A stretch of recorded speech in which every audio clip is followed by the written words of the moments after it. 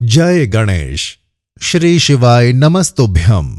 श्री गणपति मंदिर संस्था ऐठोर आयोजित उत्तर गुजरातना गणेश तीर्थ रूप ऐठोर गामना आंगणे पुण्य प्राप्ति पवित्र श्रावण मास में भगवान शिवना दिव्य चरित्रोना गुणानुवाद।